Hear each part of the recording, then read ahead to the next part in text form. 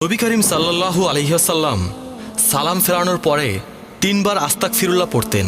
নবী করিম সাল্লাল্লাহু আলাইহি ওয়াসাল্লাম নিষ্পাপ হওয়া সত্ত্বেও প্রতিদিন 70 বারের বেশি ইস্তেগফার পড়তেন। প্রিয় মুমিন ভাই ও বোনেরা, এবার আমরা আপনাদেরকে ইস্তেগফারের 32টা উপকারিতা জানাবো। 1. অধিক ইস্তেগফারের কারণে প্রচুর বর্ষণ হয়, মানে খরা ও অনাবৃষ্টি থেকে মুক্তি পাওয়া যায়। বাগান ও শস্যে ভালো ফসল হয়, নদী নালা জীবন্ত থাকে, নদী শুকিয়ে যায় না। সূরা নূহ এর 11 নম্বর আয়াতে আল্লাহ পাক ইরশাদ করেছেন, আল্লাহ আকাশ থেকে প্রচুর বৃষ্টি বর্ষণ করবেন। 2. ইস্তেগফারকারীকে আল্লাহ উত্তম সন্তান, সম্পদ ও জীবিকা দান করে সম্মানিত করেন। 3. বিপদ থেকে মুক্তির পথ বের করে দেন। রাসূলুল্লাহ সাল্লাল্লাহু আলাইহি ওয়াসাল্লাম বলেছেন, যে ব্যক্তি নিয়মিত ইস্তেগফার করবে আল্লাহ তাআলা তাকে সর্বপ্রকার সংকট থেকে মুক্তি দান করবেন। 4.